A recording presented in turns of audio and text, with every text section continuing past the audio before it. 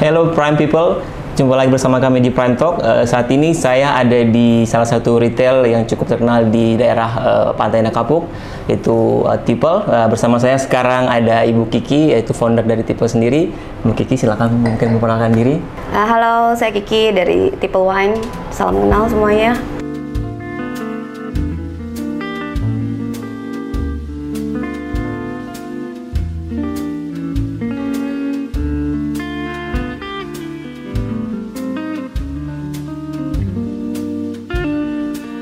Oke, Bu, saya mau tanya nih, untuk Tipel Wine sendiri udah berapa cabang ya?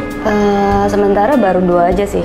Oke. Baru 2. Di sini terus sama di Peak sama di Apartemen Royal Medit. Nah, saya sedikit agak mau bertanya nih, untuk konsepnya sendiri itu kan logonya agak unik gitu. Kenapa sih logonya seperti itu dan kenapa Tipel? Gitu? Kalau logo mungkin karena saya suka binatang kali ya. Okay. Jadi kalau ada logo pengennya kayak binatang. Udah gitu kan pas cari-cari logo ada gambar bear gitu lagi pegang gelas wine kan. Okay.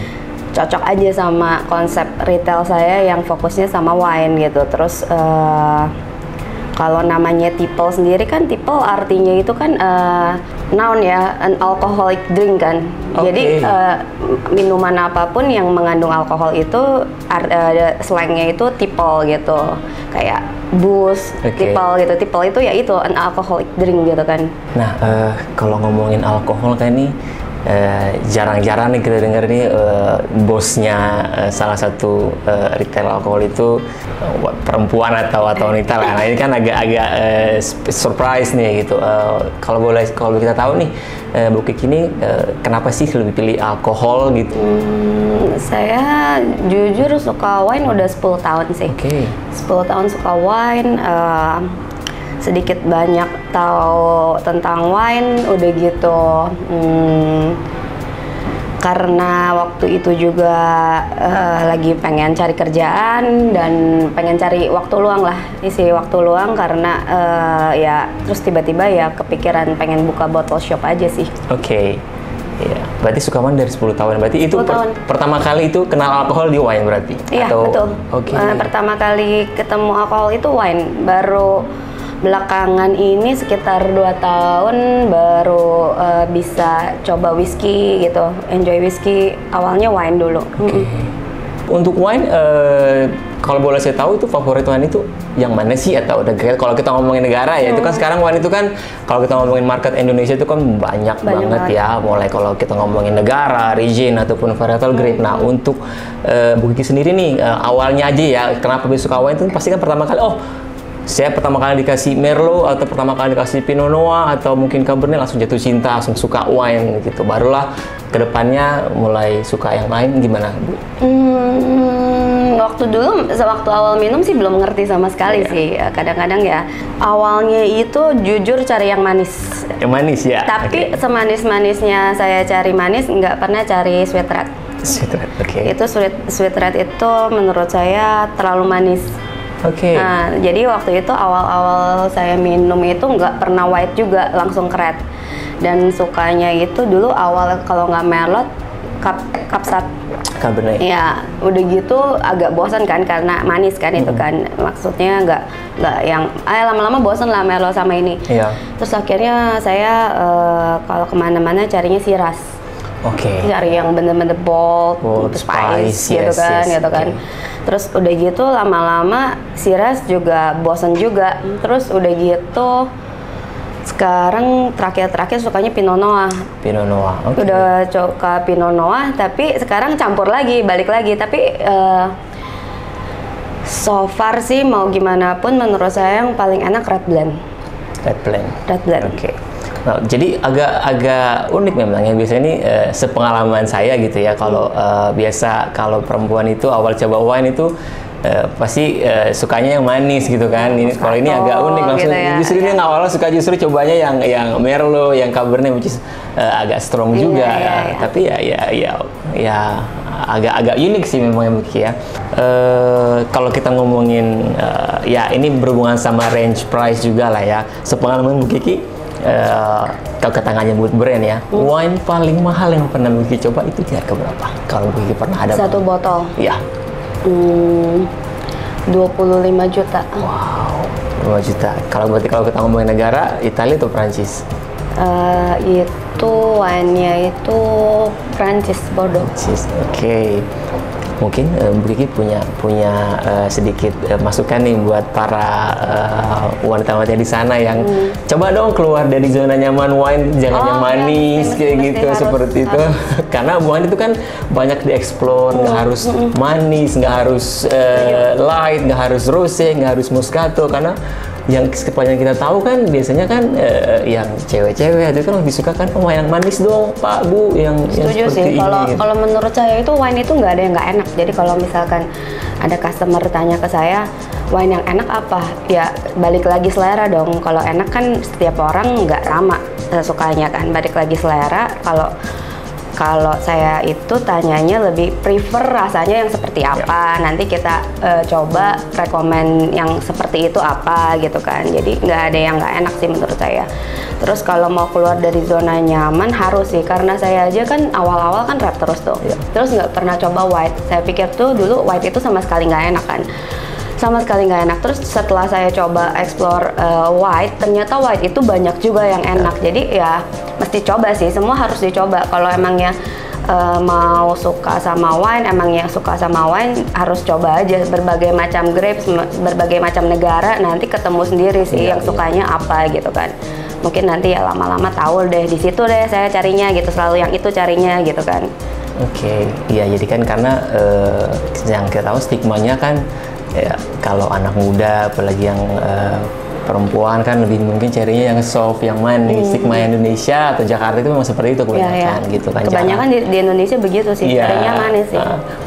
Nah kalau untuk staff di Tiple sendiri nih Bu, kalau saya mau tanya, mereka itu diedukasi kah untuk merekomendasi wine ke para customer atau ya udah mereka terserah pelanggannya aja mau pilih yang mana kan? Misalnya kalau misalnya kayak tadi saya bilang sebelumnya kan, tentu pasti ya kalau untuk sales ya terutama sales harus tahu ini wine rasanya apa kan. Dari supplier pun kalau mau masukin ke kita dia kasih sampel dulu dong. Sampel itu pasti saya kasih ke sales juga, cobain dulu sebelum jualan, cobain dulu rasanya gimana. Jadi dia pun pede gitu, nanti jualan juga tahu rasanya gitu. Ya of course nggak semuanya sih, cuman ya dia tahu lah yang rasanya ini begini.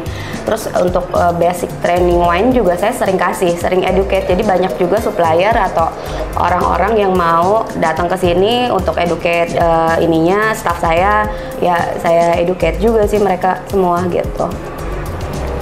Oke, mungkin dari wine cukup dulu. Nah, kalau sekarang kita ngomongin spirit nih kan, Putri juga tadi udah banyak pengalaman juga soal spirit. Nah, kalau dari spirit nih, kesukaan Kiki itu apa ya? Whisky. Okay. Yang lain tequila yang nggak bisa lagi sih sekarang tequila. Terus sisanya kalau gin ya untuk santai-santai, refreshing bisa, tapi nggak dibilang suka juga, cuman ya oke lah, bisa lah gitu minum kayak ya gin pakai es atau pakai tonic gitu, itu masih oke. Terus kalau XO, Vsop terlalu manis tapi masih bisa, tapi ya paling suka favorite sih ya whisky sih. Lebih ke whisky ya. Nah, ngomongin whisky, balik lagi sama seperti wine juga sih tadi.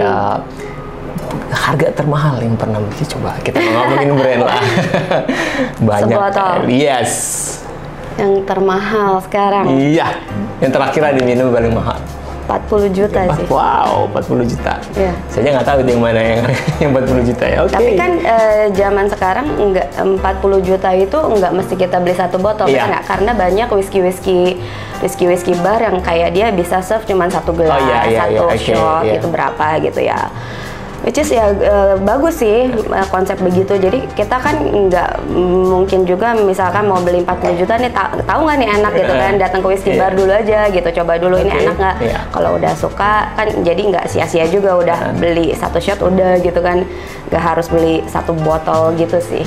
Tapi pernah beli harga segitu sebotol? Enggak. Oke, mungkin sedikit di bawah range itulah, pernah nggak sih? Pernah, tapi karena tahu suka dari whisky bar, kadang-kadang aku simpen juga. Whisky itu kan kadang-kadang buat investment juga oke. Oke, ya. Ya, jadi kalau misalkan whisky itu langka dan cuman ada beberapa botol aja, Sama sih, sama seperti wine. Kalau udah vintage gitu kan, dicari orang kayak Petrus, Lepang gitu kan, semua kan itu kan kayak buat invest juga oke, nanti bisa dijual lagi gitu, karena vintage segitu ya botolnya cuma segitu, nanti habis nggak ada lagi. Terutama whisky sih, whisky malahan lebih sedikit botolnya, kadang-kadang kayak Macallan Edition No. 1 gitu, dia cuma keluarin limited berapa ratus botol, orang tiba-tiba beli semua gitu kan, ya nggak ada lagi gitu, karena ya gampang naik sih, lebih naik sih. Apalagi katanya sekarang Macallan itu udah kayak emas, harganya tiba-tiba bisa melambung gitu kan ya. Kadang saya beli juga buat invest aja gitu, iseng-iseng. Nah, kalau untuk minum santai lah kalau kita bilang, kalau misalnya kita ngomongin whisky, misalnya beli untuk minum santai di rumah, itu kira-kira kalau sekali minum berapa banyak sih? Kalau minum santai di rumah sendiri jujur nggak pernah. Oh, nggak pernah, oke. Karena saya nggak pernah enjoy alkohol itu kalau sendirian, karena saya nggak ngerasa alkohol itu buat diminum sendirian. Kalau ramean baru bisa minum. Kalau sendirian saya nggak pernah cari sih jujur. Even itu wine sama whisky, sama wine sama whisky sama wine saya nggak pernah cari. Jadi kalau sendirian nggak pernah. Tapi kalau bareng-bareng baru sih. Oke. Kalau misalnya dapat satu botol wine seharga 40 juta, memang Buki mau share sama yang lain, minum bareng sama yang lain. Misalnya ada dikasih, oke ini satu botol harga 40 juta wine, silakan dinikmati. Nah, begitu mau share sama orang lain sama aku minum. Oke, ngapain kalau saya mau share cuman buat saya sendiri kan nggak happy kan. Saya pengennya tuh sama orang bahas wine-nya, rasanya gimana, nosingnya gimana, di pelletnya gimana. Selalu sih pasti pengennya sama orang lain. Kalau sendirian sih ya udah nggak usah dibuka aja, taruh aja. Nah, saya mau tanya lagi nih, ada nggak sih pengalaman buruk Buki Kinta sendiri atau lagi sama temen di outlet tadi mana, pengalaman yang nggak enak saat minum wine? Apa aja sih, mungkin bisa di-share? Pengalaman gak enak nggak ada sih, cuman intinya kalau saya tuh kalau minum alkohol itu segalanya jadi double. Jadi kalau happy double happy, kalau sedih double sedih gitu kan. Jadi ya itu aja sih. Kalau pas lagi sedih ya kadang-kadang jadi double sedih gitu. Oh jadi kalau udah tahu lagi sedih nih mau minum gitu? Jadi ya, kan? Enggak gitu juga, bukan gitu. Bukannya saya sedih nih pengen minum, enggak. Tapi kan emang kerjaan saya begini kan, ada wine testing lah, apalah segala macam, ketemu orang lah, ketemu customer, ketemu supplier, pasti kan minum kan, ya. Tapi kalau pas lagi moodnya kepikiran apa gitu, jadi ya kebawa sedih ya sedih gitu. Tapi nggak yang kalau lagi sedih cari alkohol gitu. Oke. Untuk rencananya Buki sendiri untuk Tipple ini untuk kedepannya ada rencana lain kah? Mau bikin cabang baru mungkin? Mungkin punya mimpi yang oke, saya mau ada di sini.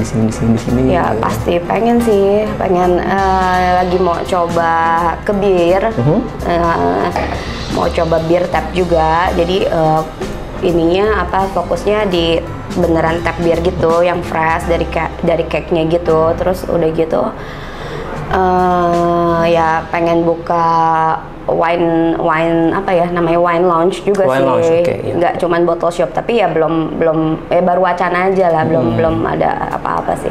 Tapi kalau beer tap sih udah sih. Udah. Ya saya tadi baru mau tanya sih tadi, apa nggak ada keinginan untuk coba expand ke restoran atau ya kalau restoran enggak, ke restoran kurang ya, karena nggak terlalu hobi makan juga. Jadi kayaknya susah kalau restoran, harus cari chef atau orang yang tahu makanan enak kali ya. Kalau saya kan ya gitu-gitu aja. Cuman kalau wine kan suka kan, pengen punya wine lounge sih, yang which is yang makanannya itu yang cuman santai-santai gitulah, kayak kanape kayak gitu, yang santai lah, snack biasa yang buat pairing sama wine aja gitu. Berarti tadi kan bilang nggak terlalu hobi makan juga. Berarti kalau saya tanya, berarti emang Buki mau itu wine atau ada spirits kah? Memang nggak suka ya sama pairing sama makan ya? Oh suka dong, harus.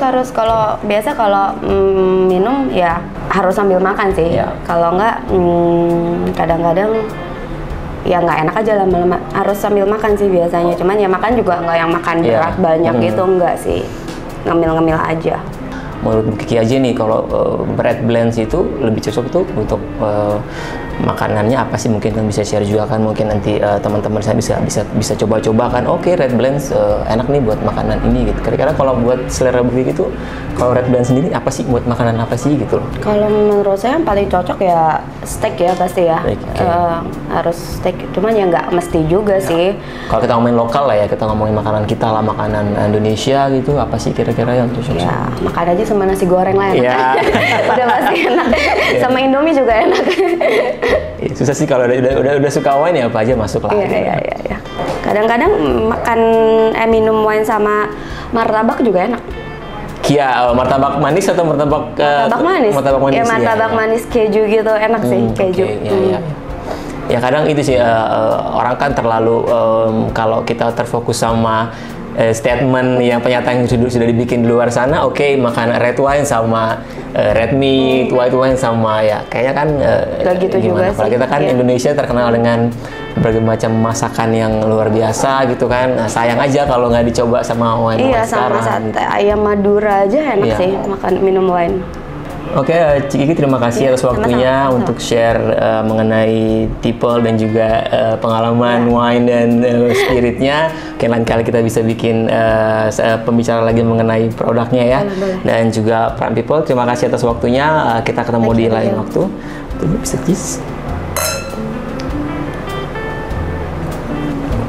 Habis ini kemana Pak?